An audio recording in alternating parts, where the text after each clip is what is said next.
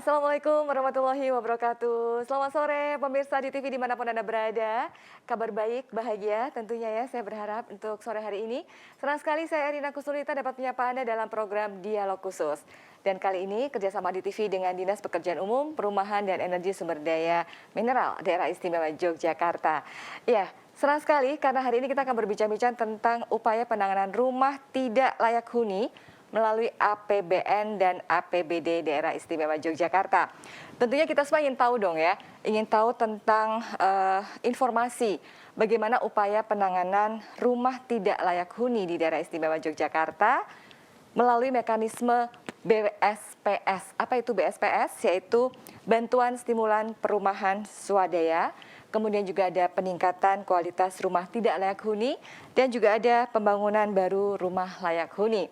Tentunya sudah hadir di studio dua Sri Kandi yang luar biasa yang akan memberikan pencerahan kepada kita semua agar kita lebih mengetahui lagi, lebih dekat lagi tentang rumah tidak layak huni melalui APBN dan APBD Daerah Istimewa Yogyakarta.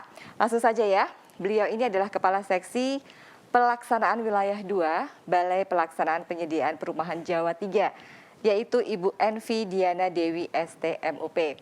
Assalamualaikum warahmatullahi wabarakatuh Bu Diana. Waalaikumsalam warahmatullahi wabarakatuh Mbak Erina. Senang sekali bisa bersua sama Ibu. Panggilan Bu Diana ya Bu ya? Iya Bu Diana aja. Bu Diana, hari ini apa Bu yang buat Ibu bahagia dengan segala kegiatan aktivitas Ibu?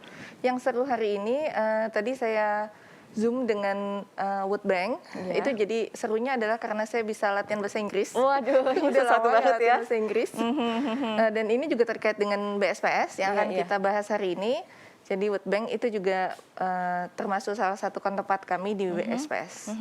Wah, senang sekali ya. Ini emang hikmahnya pandemi seperti ini ya Bu ya, yang mengirit untuk akomodasi dan transportasi, tapi bisa sampai kemana-mana gitu ya. Iya, betul Ya, sekali. baik Bu Diana. Kemudian juga ada Kepala Seksi Pengembangan Perumahan Bidang Perumahan Dinas Pekerjaan Umum, Perumahan dan Energi Sumber Daya Mineral Daerah Istimewa Yogyakarta, ada Ibu Erni Sonya Ponto, STMT.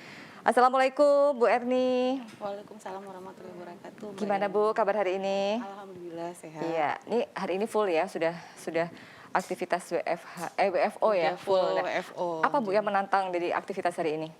Hari ini sih saya harus bisa mengatur schedule ya. Schedule saking padatnya gitu ya, Bu? Saking padatnya rapat dan harus bisa on time datang ke ADTV ya. Itu yang Waduh, itu karena dia. memang Aduh, kita sudah terima harus bisa kasih. mengatur waktunya. Jadi di tengah padatnya hari ini tantangannya Iya. luar biasa adalah hadir di sini ya Bu ya. Harus bisa menyisipkan waktu Oh, gitu untuk ya, on time di ternyata. sini. Karena kita akan hadir untuk Anda. Ya, senang sekali ya pemirsa karena hari ini narasumber saya sama-sama. Jadi kalau mungkin secara kebetulan juga, jadi ini jadi 3E. Tiga Sri Kandi dengan kebetulan saja sama, tapi tidak ada hubungannya juga dengan obrolan kita kali ini ya. Karena kali ini kita akan lebih banyak bagaimana bisa mengenal lebih luas lagi tentang upaya penanganan rumah tidak layak huni, kemudian juga bagaimana kita bisa memberikan informasi tentang perbedaan mekanisme penanganan rumah tidak layak huni melalui APBN dan juga APBD Daerah Istimewa Yogyakarta. Kemudian juga meningkatkan peran serta seluruh pemangku kepentingan atau stakeholder dalam upaya meningkatkan kualitas hidup masyarakat serta penanganan rumah tidak layak huni. Jadi pastikan Anda ikuti bincang-bincang dialog khusus kali ini ya. Tapi silahkan kalau Anda juga ingin berkontribusi dengan pertanyaan Anda langsung telepon di 0274 4531900. Baik, kita ngobrol dulu bincang-bincang nih sama Bu Diana dan juga Bu Erni ya.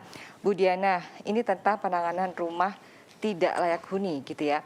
Mungkin kalau boleh dijelaskan, pemirsa juga ingin tahu nih tentang maksudnya rumah tidak layak huni itu seperti apa? Iya. Jadi begini pemirsa di TV dimanapun Anda berada, rumah tidak layak huni itu adalah rumah yang tidak memenuhi kriteria rumah layak huni. Nah, kriteria rumah layak huni itu adalah yang pertama ada keselamatan bangunan, Mbak Erina.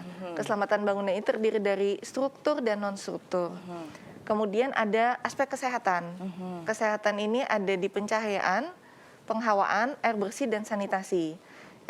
Akses terhadap air bersih dan akses terhadap sanitasi. Yang ketiga adalah kecukupan luas ruang. Kecukupan luas ruang kalau standar minimal di SDGs itu 7,2 per orang per jiwa di dalam rumah itu. Tetapi kalau sebetulnya standarnya PU itu lebih tinggi sih, 9 meter persegi per jiwa di rumah. Itu di Indonesia atau memang secara Kalau secara internasional 7,2. 7,2? Oh Iya. iya. Kalau apalagi di Jawa kan rumahnya cenderung luas-luas ya. Kayaknya kalau sempit mentok kiri mentok kanan gitu ya. Kalau apalagi Jadi 4L ya, lu lagi gitu kan. Iya baik. Nah, jadi ini kriteria dari rumah layak huni ya. Kalau di daerah istimewa Yogyakarta juga cukup mendapatkan hal yang sangat penting atau gimana nih? Iya, karena di daerah istimewa Yogyakarta ini masih banyak sekali rumah yang tidak layak huni. Ini juga sebetulnya ada mispersepsi di masyarakat kita terkait definisi rumah layak huni. Iya. Jadi masyarakat itu kebanyakan memikirkan rumah layak huni justru intinya di Aladin. Aladin itu atap, lantai, dan dinding. Oh, Aladin tuh apa? Iya, atap, lantai, itu dan dinding. singkatan kerennya Aladin. Iya, tapi perlu juga masyarakat juga jadi tahu, jadi paham gitu kan. Iya. Oh, ternyata kalau bicara Aladin itu bukan sesuatu yang makhluk ajaib aja ya, tapi dalam perumahan juga ya Bu ya. Iya, jadi kalau masyarakat menilai bahwa kalau dindingnya belum plesteran, maka rumahnya tidak layak huni. Atau kalau lantainya belum keramik, maka tidak layak huni. Atau misalnya gentengnya belum yang keren, genteng beton atau apa gitu, atau seng bahkan dia tidak layak huni. Padahal bukan itu. Bahkan rumah layak huni tidak harus di keramik. Cukup rabat beton saja cukup. Itu sudah memasuki kriteria layak huni. Terutama dari segi keselamatan bangunan dan kesehatannya. Seperti kriteria yang disebutkan oleh Bu Diana tadi ya, yang disebut dengan layak huni itu seperti itu, dari pencahayaan, penghawaan, kemudian luas juga gitu ya. Iya. Nah, kan ada proses nih, kita bicara tentang APBD sama APBN ya. Nah, itu gimana untuk pembagian, mungkin Bu Diana atau Bu Erlin ya mau menjelaskan? Kalau terkait dengan aspek pembagian, biasanya kami kalau di DIY itu kita kan menangani penanganan rumah tidak layak huni berdasarkan SK yang sudah dikeluarkan oleh Bupati Wali Kota ya. Jadi setiap kabupaten kota itu memiliki SK by name by address. Siapa saja yang memang masuk dalam kriteria pendataan saat itu dan di SK-kan by name by address-nya. Nah, itu yang menjadi dasar kami di DIY untuk menangani RTLH tiap tahunnya seperti itu. Itu yang biasanya kami terapkan di DIY. Jadi harus ada dasar dulu ya, dasar SK itu menjadi dasar kami untuk penanganan RTLH. Dan sepertinya terkait dengan komponen yang tadi disebutkan Bu Dia itu memang sama ya, kriteria yang rumah tidak layak huni dan rumah layak huni yang seperti disebutkan Bu Dian itu seperti itu juga diterapkan di DIY ya. Jadi kami melihat dari komponen ketahanan bangunannya, strukturnya, terus pencahayaannya, terus dari aspek dari luasannya itu memang sebagai indikator-indikator yang kita nilai pada saat nanti kita proses pendataan, melihat lebih lanjut kondisi rumah yang akan kita rencanakan, kita petakan seperti itu. Oke, baik. Ya, nah, dengan kondisi yang ada di daerah istimewa Yogyakarta ini, mungkin tadi juga ada kita bicara tentang ada mekanisme BSPS, terus mekanisme PKRTLH gitu ya. Mungkin bisa dijelaskan Bu, seperti apa sih bantuan stimulan perumahan swadaya ini? Kalau BSPS itu memang mekanismenya adalah harus dengan usulan, dan usulannya itu dari pemerintah kabupaten kota atau dari aspirasi. Terutama sekali dari pemerintah kabupaten kota ini yang melakukan pendataan seperti tadi Bu Erni sampaikan. Jadi pemerintah kabupaten kota yang punya warga dan wilayah, mereka akan melakukan pendataan, kemudian mengusulkan kepada pusat dan juga kepada DIY provinsi, yang mana yang akan mereka mintakan untuk ditangani oleh pusat. Kemudian kami melakukan verifikasi, baik administrasi maupun teknis, apakah memang sesuai dengan kriteria BSPS. Ini memang banyak ya Mbak ya, bantuan perumahan itu tidak cuma BSPS, tapi juga tadi di DIY ada 2 kan, ada PBRS, ada PKRS. Di kota kabupaten juga ada. Bahkan pihak-pihak lain, swasta atau CSR dari mana-mana juga banyak. Jadi BSPS itu punya kriterianya sendiri dan itu berbeda pasti dengan kriteria-kriteria bantuan yang lain. Oh begitu ya, jadi berarti masing-masing dari mekanisme ini sudah punya istilahnya persyaratan tersendiri. Iya. Itu kan diberikan untuk masyarakat ya Bu ya? Iya, betul. Nah, bagaimana supaya bisa masyarakat bisa memahami saya harus ini, atau mungkin kayak tadi usulan ya, yang mengajukan usulan siapa, yang meninjau siapa, itu nanti bisa dijelaskan ya Bu ya. Tapi kita jeda dulu, setelah jeda berikut ini kita akan lanjutkan. Dan untuk Anda pemirsa, tetaplah bersama kami hanya di Dialog Khusus.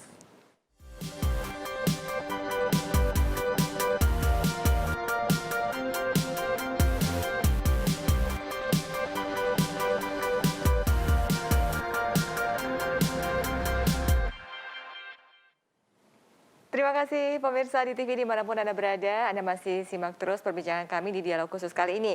Ya pastinya kerjasama di TV dengan Dinas Pekerjaan Umum, Perumahan dan Energi Sumber Daya Mineral Daerah Istimewa Yogyakarta. Upaya penanganan rumah tidak layak huni melalui APBN dan APBD Daerah Istimewa Yogyakarta adalah tema kita di sore kali ini ya, bersama dengan Bu Diana dan juga bersama Bu Erni. Dan 0274 4531 900 terbuka untuk Anda yang ingin tahu juga lebih banyak bagaimana sih bisa mendapatkan bantuan seperti tadi ya, BSPS tadi, kemudian bagaimana usulan-usulannya atau kriteria rumah tidak layak huni itu seperti apa begitu ya. Silahkan Anda boleh bergabung bersama kami mumpung ada Bu Diana dan juga ada Bu Erni. Baik, kita tadi sudah dapat penjelasan sekilas nih dengan BSPS. Mungkin Bu Erni bisa menjelaskan bagaimana dengan PKRTLH ini. Ya, PKRTLH itu adalah singkatan ya, jadi kita menyingkatnya biar lebih gampang ya menyebutkan. Jadi PKRTLH itu peningkatan kualitas rumah tidak layak huni, dan PBRLH ini adalah pembangunan baru rumah layak huni. Jadi kalau PKRTLH itu biasanya masyarakat tuh lebih familiar ya, yang biasa kita bantu itu dengan rehab rumah. Oh, rehab Jadi rumah. kita membantu rehab rumah dari Aladin, tadi yang sudah disampaikan Bu Diana, dari atap, lantai, dinding. Dan kalau PBRLH artinya kita membangun baru, pembangunan baru rumah layak huni. Otomatis untuk kedua PKRTLH dan PBRLH ini ada beberapa kriteria yang berbeda ya. Kalau kami membantu untuk rehab rumah, ini artinya masyarakat yang akan kita nilai, masyarakat miskin ya, sasarannya ini yang harus sama dulu ya, sasaran yang kami bantu ya di Dinas PUPSDM DIY ini adalah masyarakat miskin. Masyarakat miskin yang memiliki rumah yang memang yang kita lihat dari ketahanan bangunan ini memang tidak layak huni dari penilaian-penilaian tadi, komponen ketahanan bangunan, elemen sanitasinya juga. Jadi misalkan salah satu saja kriteria dari atap, lantai, dinding ini sudah tidak ada yang rusak, kondisinya rusak, dan misalkan dari dindingnya, penghawaannya itu juga tidak memenuhi, artinya kami akan membantu dengan bantuan PKRTLH. Nah, untuk PBRLH ini artinya yang kami lihat di sini adalah masyarakat miskin yang memiliki kondisi rumah rusak berat. Rusak berat itu Iya, artinya gimana? dari konstruksinya itu sudah tidak bisa kami bantu dengan rehab rumah lagi. Harus dirubuhkan dulu terus dibangun ulang. Ataukah bisa juga mereka memiliki lahan ya, memiliki lahan lain di tempat lain yang akan kami bantu untuk dibangun rumahnya. Tapi untuk kriteria yang untuk pembangunan baru rumah layak huni ini otomatis dari ketahanan bangunannya kita lihat dulu. Struktur bangunannya mereka tinggal itu seperti apa, udah rusak berat, artinya memang sudah tidak bisa kita intervensi dengan rehab rumah ya. Jadi harus kami bangun baru, itu yang kita lakukan. Dan yang kita nilai adalah dari ini kecukupan luas rumahnya, kakak tempel ya biasanya Itu kita seperti apa menyebutnya. maksudnya, Jadi kecukupan luas? tadi disebutkan oleh Bu Diana, kalau persyaratan minimal 1 orang per jiwa itu kan kalau SDGs-nya 7,2 sekian, kalau pusatnya 9 ya. Nah itu artinya kita harus melihat dalam satu rumah itu ada berapa jiwa di dalam rumahnya. Apabila ada orang tua dan anak, terus punya cucu lagi berapa, artinya kita harus menilai kondisi rumah utamanya itu dianggap sudah tidak layak, dia harus tinggal di situ dengan kecukupan ruangan. Nah itu yang akan kami bantu dengan pembangunan baru rumah layak huni seperti itu. Ya, ya. Jadi memang masing-masing itu sudah punya kriteria, sudah punya ini kalau memang direhab seperti ini. Iya. Nah, itu kan dari dana APBN dan APBD. APBD. Kalau PKRTLH dan PBRH itu dengan anggaran APBD. Oh ya, baik. Nampaknya sudah ada yang bergabung berdialog dengan Bu Diana dan juga Bu Erni. Kita terima telepon dulu ya. Ya, dialog khusus. Assalamualaikum. Selamat sore. Halo. Dengan siapa dan di mana, Bapak atau Ibu? Silahkan, mungkin bisa lebih Halo. dekat. Ya, baik. Dengan siapa, Pak? Halo, Pak. Apakah Bapak mendengar suara saya? Tapi kami belum mendengar suara Bapak. Ya, silakan dicoba lagi di 0274 4531 900. Baik, selamat sore, Selamat Pak. sore. Ya, Selamat sore. Selamat sore, Bapak. Dengan Bapak siapa, Pak? Pak Yoga ini Pak Yoga di? di Kulon Progo. Bu. Oh iya, iya. Silakan Pak Yoga. Ini pertanyaan untuk Mbak Diana Iya. yang dari pusat ini. Kegiatan rumah tidak layak huni dan pembangunan baru itu memang sangat penting, Mbak, terutama yang di daerah istimewa Yogyakarta. Kalau kita lihat, itu kantong kemiskinan di itu kan sebenarnya di 2 kabupaten. Pertama Kulon Progo dan yang kedua adalah Gunung Kidul.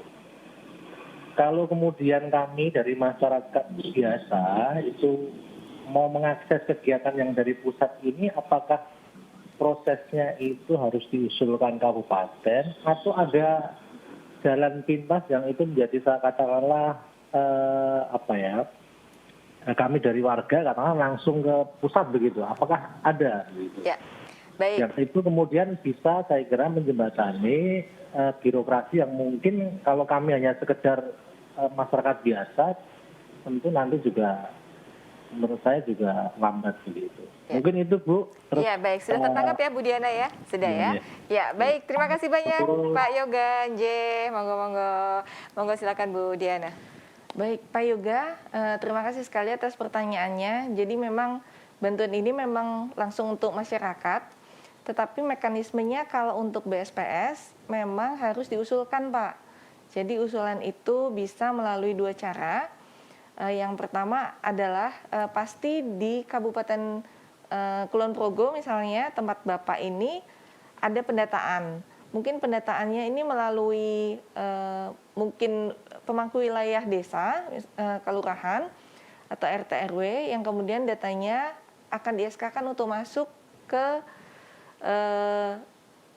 RTLH kalau istilahnya di kami. Jadi itu ada sebuah aplikasi di mana diinput oleh kabupaten kota yang di mana nama-nama dan alamat dan NIK Bapak, kalau Bapak memang dianggap kabupaten kota untuk memenuhi syarat diajukan karena memiliki rumah tidak layak huni, langsung ke kami. Jadi kami pun bisa melihat langsung online. Dan itu birokrasinya tidak lama kok, Pak. Cuma memang ada satu lagi, yaitu kalau misalnya diajukan oleh aspirasi, yaitu aspirator mungkin anggota dewan yang memiliki daerah pilihan yang ada di Yogyakarta. Itu juga bisa. Tetapi kalau lewat kabupaten kota, cepat kok Pak, tidak lama juga.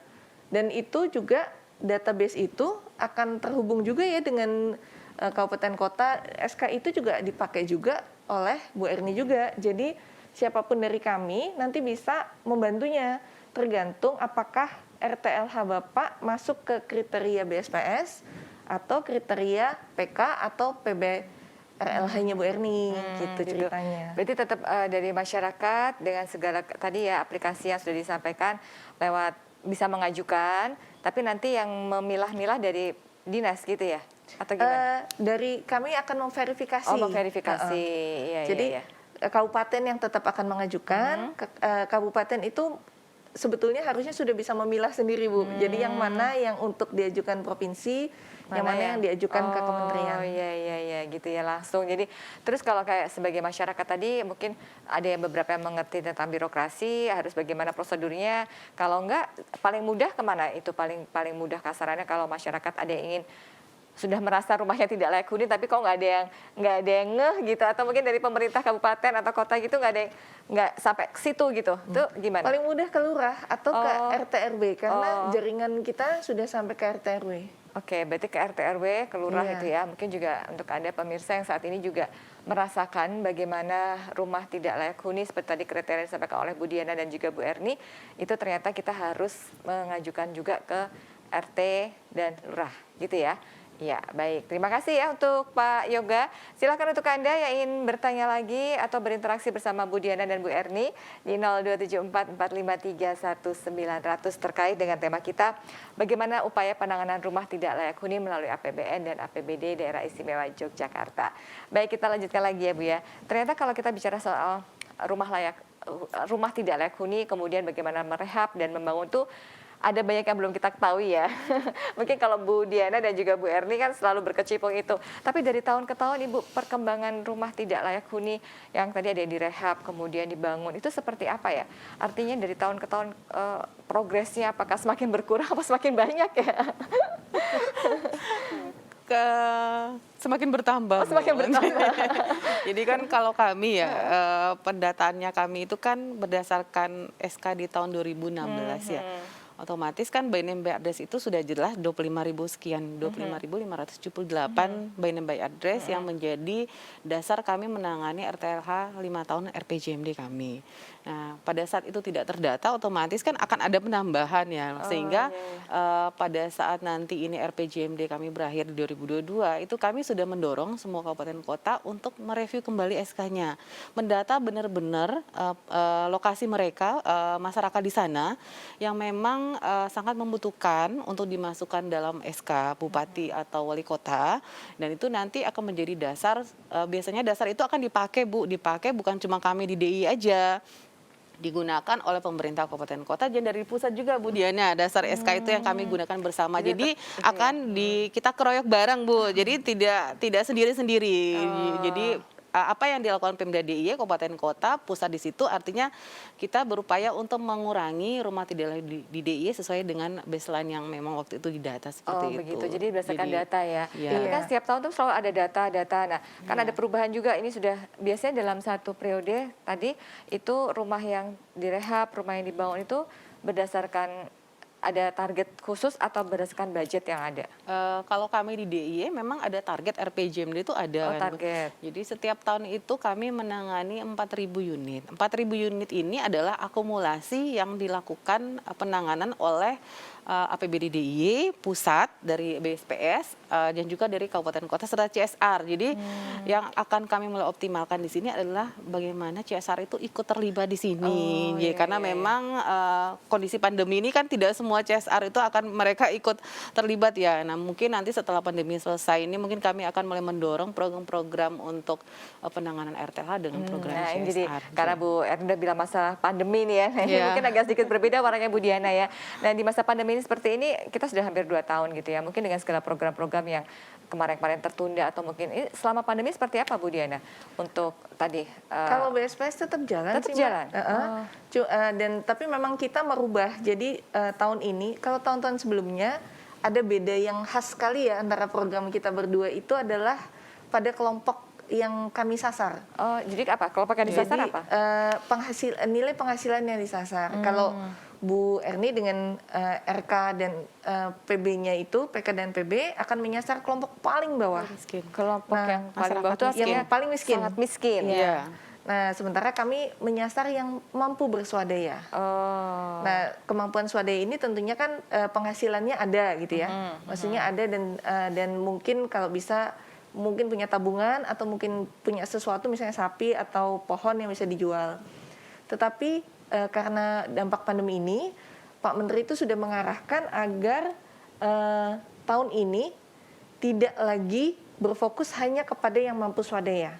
Oke. Jadi bahkan tidak mampu swadaya. Jadi kalau Anda pemirsa merasa rumah Anda tidak layak huni, Anda khawatir tidak mampu berswadaya, jangan khawatir karena BSPS juga tetap bisa membantu Anda. Nah, ini dia. Kita akan lanjutkan bagaimana syaratnya atau bagaimana caranya setelah jeda berikut ini ya. Kita iklan jeda dulu. Dan untuk Anda pemirsa, tetaplah bersama kami di Dialog Khusus.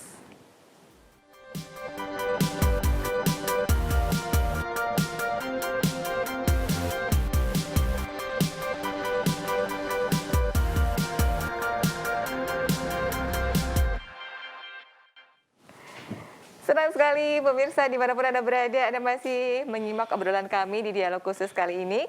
Dan pastinya kerjasama di TV dengan Dinas Pekerjaan Umum, Perumahan, dan Energi Sumber Daya Mineral Daerah Istimewa Yogyakarta ya. Mungkin mulai ada yang bertanya-tanya nih, Aladin, gimana ya atap, lantai, dan juga dinding? Apakah ini sudah bisa diajukan atau bagaimana? Nah, daripada bingung, langsung aja hubungi kami di 02744531900 karena di sini sudah ada Bu Diana dan juga Bu Erni ya. Dan kita akan melanjutkan lagi obrolan kita terkait bagaimana upaya penanganan rumah tidak layak huni melalui APBN dan APBD Daerah Istimewa Yogyakarta ya. Dan tentunya saya boleh nih menyapa Bapak Ibu yang sudah hadir di studio, yang sudah meluangkan dengan penuh semangat ya. Bagaimana Bapak Ibu kabarnya sore hari ini? Wah, luar biasa, kecapean kayaknya Bapak Ibu ini seharian ya. Sangat biasa di luar, ini sekarang ada di dalam studio langsung deh ya. Tapi terima kasih banyak Bapak Ibu ya sudah hadir di dialog khusus kali ini dan sudah menyimak perbincangan kita bersama dengan Bu Diana dan juga Bu Erni. Baik, kita lanjutkan dulu Bu Diana. Tadi sebelum kita jeda kan kita sudah sempat ada clue swadaya masyarakat yang mungkin tidak mampu atau bisa berswadaya gitu ya Bu ya. Selama pandemi seperti ini, seperti apa Bu? Mungkin bisa dibagikan kepada kita dan kepada pemirsa. Oke Mbak Erina, jadi gini, BSPS itu karena stimulan, jadi bantuan stimulan perumahan swadaya. Diharapkan kami memberikan stimulan, kemudian masyarakat juga bisa berswadaya untuk menambahkan stimulan itu karena stimulan kami tahun ini nilainya 20 juta. Terdiri Tahun dari ini? untuk tahun ini 20 juta, terdiri dari 17,5 juta untuk material dan 2,5 untuk tukang. Nah, itu mungkin kalau rumahnya mini gitu ya. Rumah mini. Rumah Artinya RSS gitu. Hunian berapa orang gitu nggak pengaruh ya Bu Diana? Enggak pengaruh. Tapi kalau misalnya rumahnya kecil mungkin masih sangat sederhana itu cukup. Tetapi kalau rumah-rumah seperti rumah Jogja yang besar-besar, rumah limasan gitu, mungkin kurang untuk dibuat benar-benar layak huni. Sehingga diharapkan swadaya. Cuma memang kebijakan terkait pandemi ini swadayanya ini sekarang tidak dipatok. Jadi masyarakat yang misalnya hanya mampu membantu tenaga kerja atau misalnya lingkungannya gotong royong, itu juga sudah bisa kita bantu dengan nilai yang sama juga. Cuma mungkin memang luasan rumahnya tidak seluruh rumahnya dibantu, tetapi difokuskan hanya rumah intinya saja. Terus juga paling tidak mereka pasti punya material bekas lah ya, material yang masih bisa digunakan kembali misalnya gentengnya atau kusen-kusennya. Nah itu juga ya digunakan bisa lagi. digunakan kembali. Ya. Jadi tidak harus swadaya uang, apalagi ngutang. Waduh, jangan. Oh gitu ya. Nah ini kan kebiasaan gitu ya. Tapi yakin lah. Jadi ini memang sudah maksudnya sudah diterapkan oleh pemerintah terkait tadi ya. Kalau memang bisa silahkan, kalau tidak bisa nggak usah berhutang gitu maksudnya ya. Nggak usah mengada-ngada. Kalau jangan sampai berhutang, jangan sampai kemudian rumahnya bagus tapi kemudian susah makan. Wah itu. Pilih punya rumah apa susah makan ya. Pilih yang mana ya pemirsa. Mending rumahnya oke, tapi ternyata bingung makannya gimana gitu ya. Nah, terkait dengan tadi masalah swadaya, Bu. Itu kan tadi ada bantuan, ada yang bisa barang, bisa berupa uang gitu ya. Kalau dari Bu Erni sendiri tentang bagaimana kita bisa memilah APBN dan APBD-DI itu apakah semua berupa cash gitu, terus ini loh biaya sekian silahkan bangun sendiri gitu, atau dari bahan materi tukang itu dipegang oleh pemerintah? Oh iya, memang agak berbeda ya, seperti yang disampaikan Bu Diana. Kalau dari BSP seperti apa? Kalau kami di Pemda DIY ini artinya karena kami memberikan bantuan memang stimulan sifatnya. Stimulan dalam bentuk bantuan sosial ya, bansos RTLH. Jadi memang di sini karena stimulan tetap harus ada swadaya. Swadaya di sini memang kita tidak pernah mematok ya apa yang harus diswadayakan masyarakat. Tenaga juga sebenarnya bagian dari swadaya. Mereka bisa gotong royong untuk membangun rumah dengan stimulan yang sudah kita berikan. Akan tetapi kami memberikan bantuan bansos ini adalah bansos material, bahan bangunan. Jadi kami tidak memberikan uang cash kepada semua penerima. Jadi akan ada bantuan material yang akan kami kirimkan ke semua penerima bantuan, akan tetapi untuk apa saja material yang dibutuhkan kan harus melalui proses perencanaannya ya. Jadi sudah ada awal itu di tahap pertama adalah awal bagian perencanaan, kita mendata dulu kerusakannya tuh di mana saja. Kita data misalkan di dinding atau atap, artinya sudah harus pada saat perencanaan itu sudah harus kita listkan apa saja yang akan dibantu oleh Pemda DIY di sini. Otomatis kalau dengan anggaran tadi disampaikan Bu Diana dari pusat 20 juta, kami 17.500.000. Oke. Nah, 17,5 dengan materialnya 15 dan 2.500.000 adalah tenaganya HOK-nya. Jadi kami memberikan stimulan material dan stimulan untuk upah tenaganya. Upah tenaga. Ya. Tenaga dari masyarakat sendiri sudah ada atau ada alternatif? Jadi karena ini adalah stimulan upah tenaga, otomatis masyarakat juga bisa membangun dengan tukang yang stimulan yang kami berikan, kan itu hanya stimulan ya, Mbak. Jadi cuma tidak istilahnya mungkin akan merangsang gitu selesai ya. ya. Oh, Jadi iya. biasanya mereka itu menjadi pemicu ya, stimulannya Iya, menjadi iya, pemicu betul. mereka untuk bisa merehab rumah mereka menjadi rumah yang layak huni. Rumah layak huni, ya. Apalagi itu yang kami sering temui di Kabupaten Gunung Kidul ya ini, mereka tuh sangat welcome banget dengan program kami. Iya, iya, Sampai iya. pada saat kami hanya memberikan bantuan stimulan dengan luasannya yang sangat terbatas, itu bisa jadi lebih luas dan mereka terstimulasi Nah, ya ini istilahnya dia nih, sampai mana nih? menjual sapi, menjual untuk Begitu jadi ya, sampai nggih. effortnya seperti itu. Iya, Jadi untuk Anda jadi- nih yang ada di wilayah Gunung Kidul berbangga dan bersyukur berarti ya ini mendapatkan ini penilaian yang positif ya. Tapi ngomong-ngomong sudah ada yang ingin bertanya nih di audiens kita yang ada di studio. Kita boleh kasih kesempatan dulu ya Bu Diana dan juga Bu Erni. Silakan Pak. Selamat sore, Selamat sore. saya perkenalkan nama saya Robi. Pak siapa? Robi, Pak Robi. mau sedikit bertanya pada Bu Diana ya tentang rumah layak huni. Itu tentang keadaan kondisi rumah saya sendiri. Rumah saya itu berlantaikan plesteran dan beratapkan asbes sama seng. Apakah rumah saya itu bisa mendapatkan bantuan dari bansos tersebut? Dan seandainya saya mendapatkan bantuan tersebut, persyaratan apa saja yang saya perlukan untuk melangkah ke RT sama kelurahan? Itu yang kedua. Apakah besar atau kecilnya ukuran bangunan tersebut berpengaruh dalam mendapatkan bantuan tersebut? Yang ketiga, Waduh, banyak ya Pak Robi ya. apakah Bu Diana ujian loh ini Bu Diana. apakah Satu letak lagi. posisi rumah itu juga berpengaruh dalam mendapatkan bantuan? Posisi rumah. Iya, Oh, ya. terima kasih. Baik, kita kasih tepuk tangan dulu dong buat Pak Robi.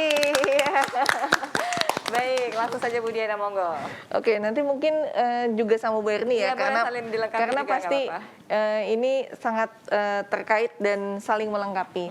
Jadi begini Pak Robi, untuk kalau di BSPS bantuan stimulan perumahan swadaya itu yang kami fokuskan adalah yang 3 elemen strukturnya rusak atau 2 elemen struktur rusak plus 3 elemen non struktur. Waduh, bingung ya ini ya. Elemen apa aja gitu kan? Jadi pusing loh Bu.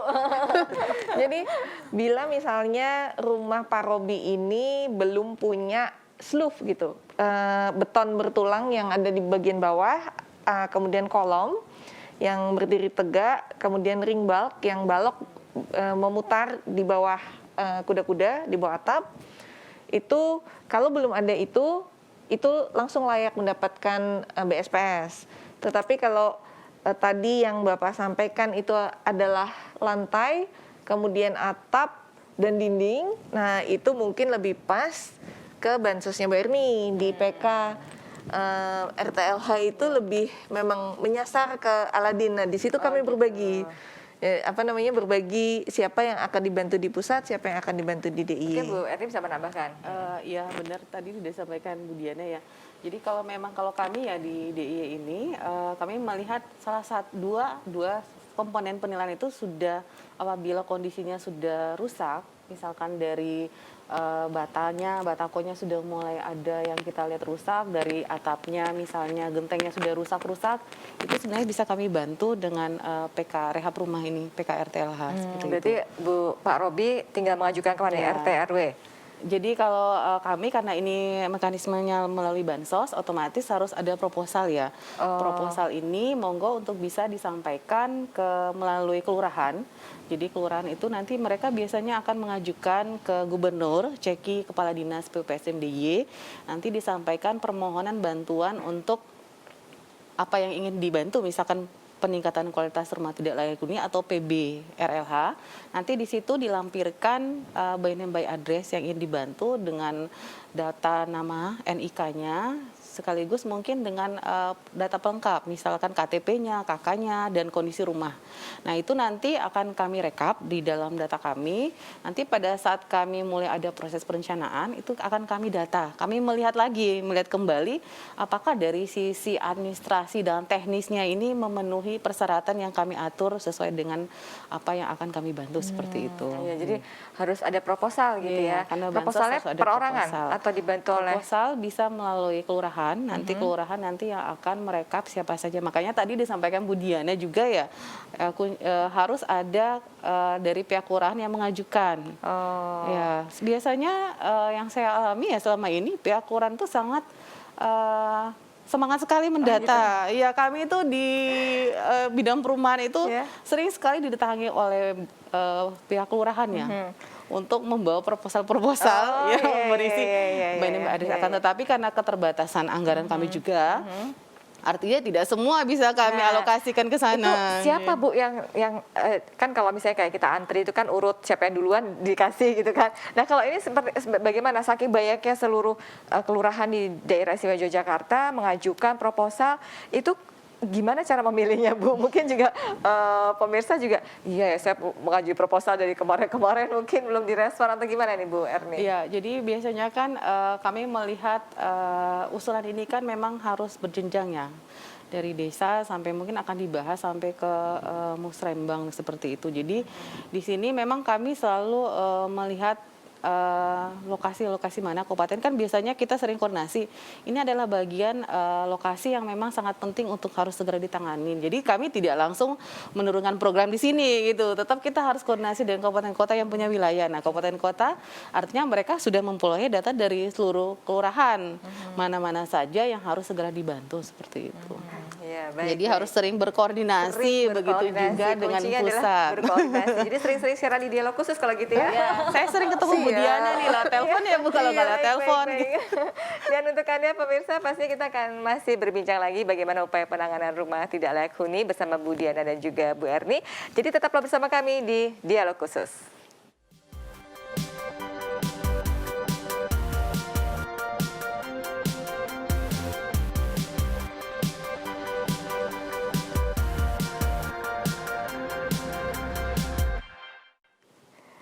Terima kasih pemirsa di TV dimanapun Anda berada. Anda masih ikuti obrolan kami di Dialog Khusus kali ini.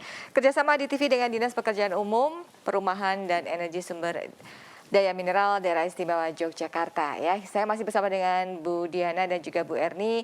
Kami sedang berbincang terkait dengan upaya penanganan rumah tidak layak huni melalui APBN dan APBD Daerah Istimewa Yogyakarta. Dan pastinya di studio juga senang banget gitu ya, karena ada Bapak Ibu yang ingin tahu juga bagaimana sih penanganan rumah tidak layak huni. Boleh dong kita kasih aplaus dulu yang sudah hadir di sini, monggo Bapak Ibu. Iya. Terima kasih banyak. Dan untuk Anda pemirsa yang baru saja bergabung bersama kami, silahkan Anda boleh langsung hubungi kami di 0274 4531 900 yang barangkali Anda tiba-tiba ingin tahu nih gimana prosedurnya untuk mendapatkan BSPS ya, bantuan stimulan perumahan swadaya, atau mungkin bagaimana ketentuan rumah tidak layak huni. Masih ada waktu ya, mumpung masih ada Bu Diana dan juga Bu Erni. Kita ngobrol lagi Bu ya, ini kan tadi sudah kita bincang-bincang, ternyata antusias ya kelurahan untuk mengajukan rumah-rumah yang harus direhab dan juga dibangun. Nah, pastinya ada program selama pandemi ini, mungkin agak berbeda tadi Bu Diana bilang ketika sebelum dan sesudah pandemi gitu kan. Nah ini gimana Bu, kendala apa yang terjadi atau mungkin sejauh ini perumahan rumah-rumah yang tidak layak huni itu sudah cukup bisa diatasi dengan diberikan stimulan tadi atau bagaimana? Iya, selama pandemi ini di tahun 2021, jadi kami memberikan bantuan PKRTLH ini sejumlah 957 unit. Dan untuk PB-nya itu 97 unit yang kami bantu. Dan selama pandemi ini memang kerasa juga ya masyarakat ya. Kadang-kadang kami meminta mereka untuk swadaya agak berat ya. Kondisi ekonominya juga kan sangat terbatas ya. Karena memang ini stimulan, mau tidak mau akan harus ada bantuan masyarakat yang ikut di sini ya, swadayanya. Akan tetapi kami selalu mengarahkan dalam kondisi seperti ini artinya swadaya itu tidak hanya harus material. Artinya tetap tenaga juga di sini bisa menjadi bagian dari swadaya, sehingga apa yang memang kami bantu ini itu saja yang diaplikasikan, tidak perlu mereka kami tuntut harus ada penambahan material ya. Karena kita juga mengetahui kondisi seperti ini ya. Yang penting apa yang disasar misalkan dari atap dinding dan lantai yang kami bantu ini sudah bisa direhab menjadi rumah yang layak huni seperti itu. Tapi sejauh ini selama ini ya Bu ya, terrealisasi nggak dari pengajuan proposal atau mungkin ada pilah-pilah yang mana-mana? Iya, sebenarnya sih namanya kami membantu masyarakat ya pola pikirnya kan berbeda-beda ya Mbak. Jadi kadang-kadang kami sudah siap menyalurkan material ya bahan bangunan ke masyarakat, mereka malah meminta mundur dari program ini. Ya misalkan ternyata mereka agak khawatir untuk swadaya, nggak mampu, takutnya sudah terlanjur menerima, mereka tidak bisa merehab rumah mereka menjadi rumah yang layak huni. Itu ada sanksi nggak sih Bu kalau udah terlanjur menerima, ternyata sampai beberapa waktu tidak dilakukan action gitu, apakah itu juga ada sanksi tersendiri atau gimana? Tidak ada sanksi, tapi apabila ada permasalahan seperti itu, artinya kami akan melibatkan dari Dukuh dan dari kelurahan untuk bisa ikut mengatasi permasalahan ini. Misalkan mereka tidak mampu swadaya ya, ada beberapa by name by address yang memang kondisinya itu sudah dia tidak mampu karena tidak ada uang untuk membantu swadaya tukang di sini. Nah, mau tidak mau artinya dari pihak kelurahan harus bagaimana caranya mencari solusi agar masyarakat yang tinggal di sekitar situ untuk mau gotong royong bersama. Nah ini dan memang DIY ini terkenal dengan jiwa gotong royong sangat ini ya, sangat besar sekali sehingga apabila ada permasalahan di sini artinya bisa diselesaikan sama-sama membangun rumah ini menjadi rumah layak huni. Itu seperti itu. Jadi pernah juga ada permasalahan yang kami bantu memang sudah tua renta. Sehingga dia juga agak khawatir tidak mampu untuk membangun rumahnya. Nah di sini sehingga saya nyampaikan tadi artinya dari masyarakat di sekitarnya, dari perangkat-perangkat kelurahannya yang akan kami minta untuk ikut mengatasi permasalahan ini agar bisa selesai. Tapi akhirnya juga itu tadi Alhamdulillah, ada koordinasi, ada komunikasi. Jadi loh, gitu? sama kasus yang sama, penerima bantuan yang mundur itu juga terjadi di BSPS. Jadi dan seperti juga Bu Erni tadi sampaikan, BSPS itu juga tanggung renteng. Jadi semua pihak, kami memiliki tim verifikasi yang terdiri dari kabupaten, Kapanewon dan Kelurahan, dan semuanya bertanggung jawab. Ketika kami sudah meloloskan satu nama penerima bantuan, berarti semuanya bertanggung jawab agar itu 100% RLH pada akhir kegiatan. Sebisa mungkin kami melarang mereka untuk mundur, karena kalau di desa itu ada yang mundur dan tidak bisa digantikan, maka kami akan menganggap desa itu semuanya sudah RLH. Oh, jadi dan berpengaruh ya, berdampak pada akhirnya. Ya, iya, maksudnya nextnya loh, kalau gitu mending kita fokuskan ke desa yang lain gitu. Gitu. Kan sayang sekali kan, padahal dan biasanya, nah tadi yang seperti Bu Erni bilang, lurah-lurah tuh semangat sekali. Jadi Pak ini misalnya ada yang agak kesulitan, nanti lurahnya yang bergerak. Dan itu masih sangat bagus di DIY. Ada kepedulian juga untuk bisa membuat desanya itu rumahnya jadi layak huni semua gitu ya. Iya. Nah terkait tadi menarik dari yang disampaikan Bu Diana, kalau ada sebuah desa yang kemudian dia mundur, walaupun itu dari awal sudah disosialisasikan Bu. Iya. Sudah disosialisasikan. Jadi ya. ketika PB itu penerima bantuan ditetapkan dengan SK Direktorat Jenderal, itu yang pertama dilakukan adalah sosialisasi oleh desa. Dimintai komitmen bahwa pada akhir program ini semua bangunan yang tercantum di situ harus layak huni. Dan mereka menandatangani komitmen itu untuk menyusun proposal. Bedanya dengan Bu Erni, proposalnya Bu Erni ada di depan, proposal kami setelah pasti menerima bantuan. Oh, setelahnya. Iya, ya. jadi setelah Anda menerima bantuan, ayo kita bikin proposal mau rumahnya kayak apa. Dan itu kami dampingi dengan tenaga fasilitator lapangan. Oh, begitu. Yang ada pendampingan mereka dengan intens Iya, iya. mendampingi para penerima bantuan ini. Baik-baik ya. Waduh, jadi kita dapat banyak hal nih pemirsa kali ini ya, bagaimana kita bisa memahami penanganan rumah tidak layak huni melalui APBN dan juga APBD Daerah Istimewa Yogyakarta. Dan nggak terasa kita hampir 1 jam ngobrol di dialog khusus ya. Nah ini mungkin sebelum kita kembali untuk beraktivitas sore selanjutnya, Bu Erni mungkin ada beberapa poin yang perlu disampaikan kepada pemirsa, silahkan. Iya, apabila nanti ada masyarakat yang membutuhkan bantuan untuk penanganan rumah tidak layak huni, baik dari PKRTLH maupun PBRLH, mungkin bisa menyampaikan pengaduannya ke kami. Jadi tidak perlu misalkan harus menunggu ada proposal ada dari proposal, kelurahan. ya, Nanti, ya. nanti kami akan berkoordinasi dengan pihak kelurahannya. Jadi menghubungi mana tuh, Jadi Bu? bisa ke web DPUPSM DPUPSDM diy.jogjaprof.go.id. Ya, Jadi baik. di situ kami biasanya ada kolom apa istilahnya, kami akan selalu membalas chat-chat atau ada permasalahan. Oh, misalnya ada saya sering membalas data ya. informasi Ya, informasi, atau kolom menghubungi. informasi. Oh, iya, iya. Jadi ada beberapa masyarakat tuh sering menanyakan loh situ, saya sudah didata kok, saya belum ditangani. belum. Nah, Wah, itu itu biasanya dia. kami melalui Langsung ya, jadi ya, ke website yang tadi informasi. DPUPSDM. gitu Iya, ya. DPUPSDM. Baik, terima kasih Bu Erni. Bu Diana? Kalau kami mungkin udah kekinian gitu, kita Kekinian. pakainya sosmed aja gimana ya Mbak ya? Boleh, boleh. Jadi nanti Jadi tinggal silakan. gampang ya. Silahkan di kontak kami di Instagramnya PUPR_perumahan_Jawa 3. Oh, pakai Jawa 3 ya? Iya. Oke, itu di Instagram.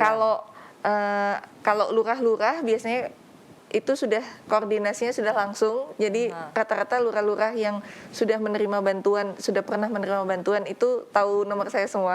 Aduh, sudah pokoknya TOP. Ya, jadi Langsung didapatkan. biasanya ini langsung mereka, ini saya sudah mengajukan ke kabupaten, tolong di follow up. Gitu. Iya, iya. Tapi memang betul ya Bu, kalau kita sudah berani mengajukan, kemudian bisa mendapatkan, kita juga harus terus memfollow up juga supaya terjadi komunikasi juga gitu kan. Baik, terima kasih banyak ya Bu Diana dan juga Bu Erni sudah Terima kasih, Mbak berbagi Rina. terkait dengan penanganan rumah tidak layak huni melalui APBN dan juga APBD DIY. Dan juga untuk Bapak Ibu yang sudah hadir, boleh dong kasih tepuk tangannya dong. Iya, sudah hadir di Studio Adi TV. Dan juga untuk Anda pemirsa, terima kasih banyak ya Anda sudah ikuti dialog khusus. Kali ini tentunya kerjasama di TV dengan Dinas Pekerjaan Umum, Perumahan dan Energi Sumber Daya Mineral Daerah Istimewa Yogyakarta. Terima kasih banyak untuk kebersamaannya. Saya Rina Kusulita beserta seluruh kerabat yang bertugas mengucapkan selamat sore dan wassalamualaikum warahmatullahi wabarakatuh.